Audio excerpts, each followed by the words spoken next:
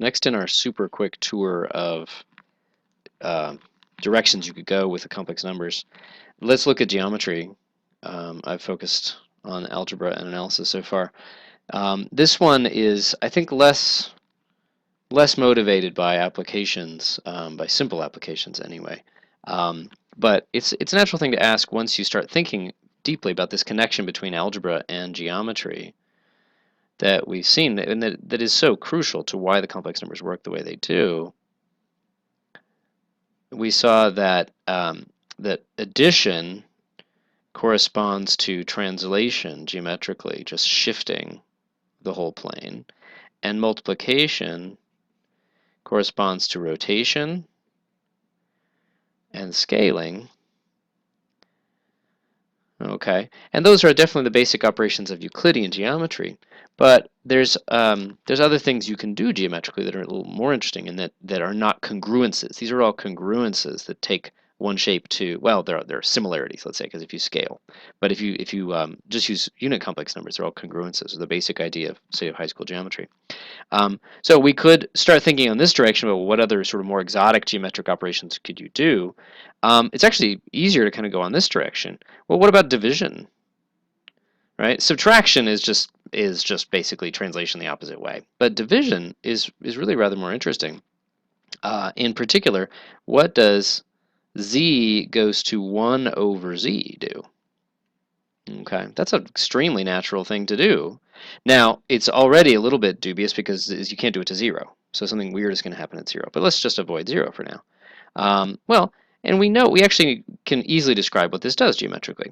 Okay, a couple ways to think about it. One is r e to the I theta. Well, 1 over that, we know what that does. It takes the reciprocal of the magnitude and it negates the argument, the angle. And so what is that going to do? Anything on the unit circle already has magnitude 1, so that's not going to affect it. It's going to take the angle and negate it. Oh, that's just complex conjugation on the unit circle. So that's going to go down to here. This guy's going to go to here. This guy's going to go to here. They're going to exchange with each other. Okay, so conjugation is involved. And so what that actually suggests is, it's going to be sort of simpler is, let's actually take 1 over z bar. Ooh, I'm just try to stick a bar in there. Okay, so there, that takes r e to the I theta, and it's going to take it, it's going to undo that conjugation, and it's just going to do 1 over r e to the I theta. Okay, so 1 over z is cool, and it's the more natural algebraic operation.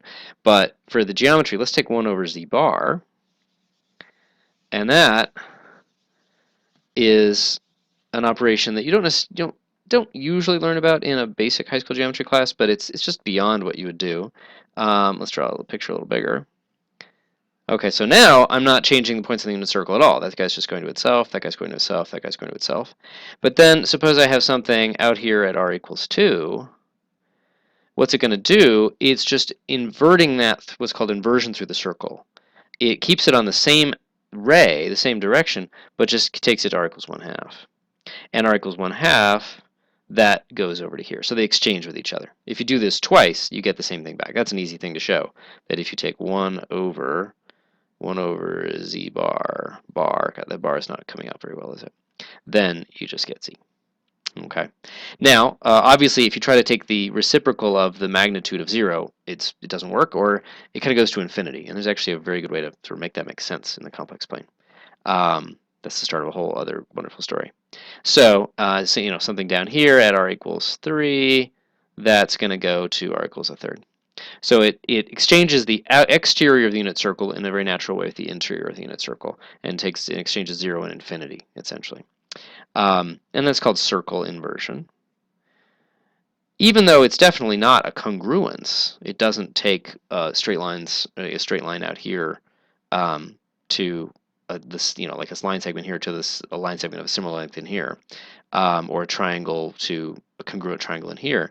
It's a very useful tool, even if congruences in Euclidean geometry in the usual way is your main interest. You can prove a lot of kind of middle level, somewhat fancy, or even very fancy Euclidean geometry theorems using circle inversion. There's another way to see that this must do this operation. Remember that if you take 1 over z, then that is, well, let's see, where do we want to start? The fundamental link is that this geometry, the magnitude squared, is z bar. Okay, and so let's just put divide through by z bar to get that on the bottom, and that's z, and then let me just erase this stuff. So you can do it without even knowing about the polar form re to the I theta. Now I'm just going to divide by the magnitude of z squared. So 1 over z bar is z over magnitude z squared. Well, so what does that do? It takes that complex number, it multiplies it by 1 over, actually I'm going to even write it a different way. It does. You can think of it as doing two things. First, we know that taking z over z bar puts it on the unit circle, makes it a unit complex number. So that's going to take this guy and just goes to here, and then you divide again by the magnitude, and that's what takes it into the 1/2 there.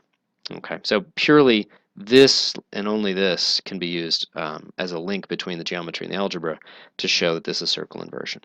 Okay, so I want to just very briefly mention what direction this goes in.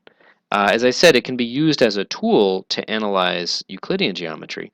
It's really the start of a wonderful story about a link between complex algebra and a link between not between that and Euclidean geometry, but between that and non-Euclidean geometry.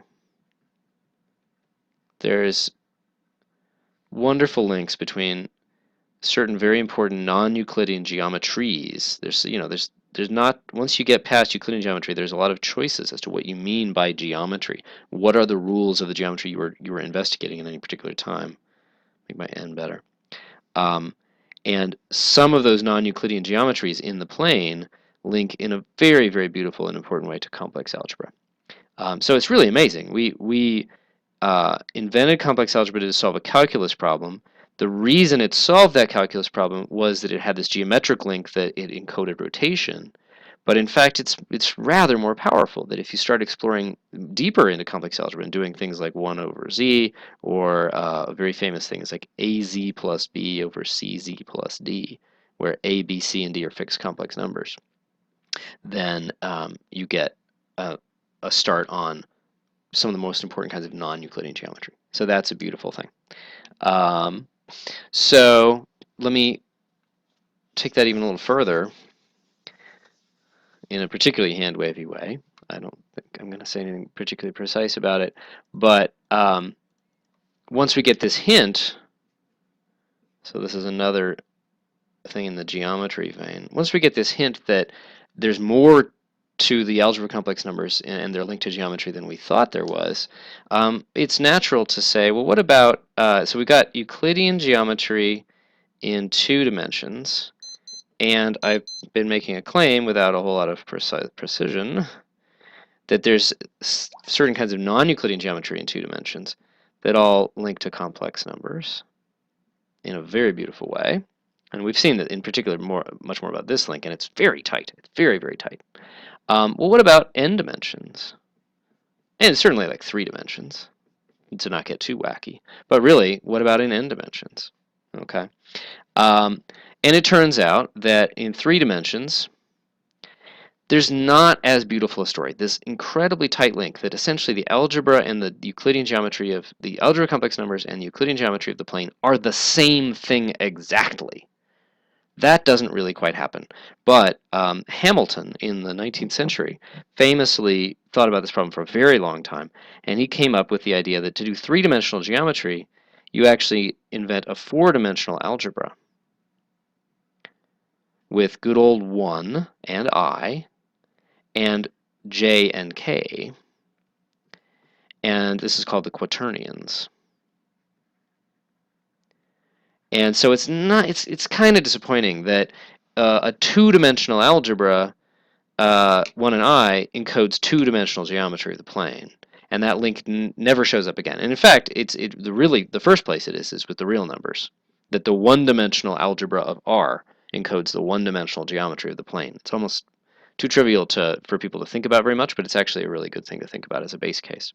And you get something somewhat similar, but not quite as beautifully tight with the Quaternions, that it turns out you need 3 new numbers. And this is the place where we really actually start inventing a genuinely new kind of algebra. I've emphasized for the other parts that we didn't need a new kind of algebra. Now we do. And it's similar to complex numbers. But you need this four-dimensional algebra, it turns out, to describe three-dimensional geometry, like rotations and things like that in 3 dimensions. Or it's one way to do that. And the algebraic rules for quaternions, this is what Hamilton famously wrote on a bridge in Dublin because he was walking there when he had this insight. That's the key rules for the algebra of quaternions, and in particular, it implies that ij is minus ji. And so they're not commutative. And that, I think that was one of the big things you had to get over, is the idea that it wouldn't be commutative. Although, in retrospect, rotations are not commutative at all geometrically. And I don't want to say it should have been obvious to him, but and that even goes further. Well, that's 3 dimensions. What about n dimensions? Well, it turns out that things start to break down even more, and it really depends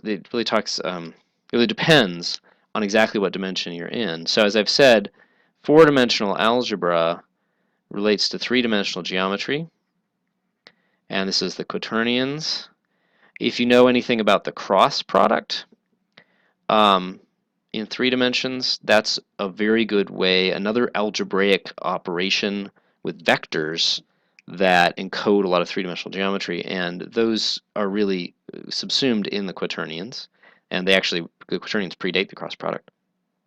And it turns out that there's an 8-dimensional algebra that encodes some cool aspects of 7-dimensional geometry, and in particular, a very funky 7-dimensional cross product. That's a C.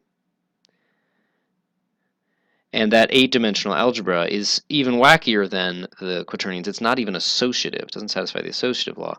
Those are called the octonions, or Cayley numbers, but octonions by far the more popular term now. And then this kind of story, from the real numbers to the complex numbers, the Quaternions to the octonions, it stops. It just plain stops in a very important way. That you stop having any good properties for the algebra if you go in this direction. There is a way to generalize that really works in any dimensions, and I'm just going to mention the words. I have this dream of talking. Well, actually, speaking of cross products and Quaternions and Clifford algebras, so this is really in a way the best ND generalization of algebras that encode geometry. Generalization. Can you see that? Yeah. Okay. And in fact, it goes for some people. The terminology here is actually, they call Clifford algebras, interpreted in a certain way, they call it geometric algebra. It's not a main line kind of mathematical use of those words, but it's interesting to look at on Wikipedia, certainly. So if you look at that, geometric algebra, Clifford algebras, it's a lot of fascinating stuff. And what I was going to say is that I do allude to a lot of this stuff in my videos on, like, it's called three views of the triple vector product. I can't even remember what I titled it. I'll put an annotation on if I remember. And so there is a wonderful generalization of this, and this will actually come back by the end of this series of talks, the appendix, because these were actually invented for physics and for very certain kinds of calculus in physics. And so I'm not just totally just dropping that in with no other mention. It will come back.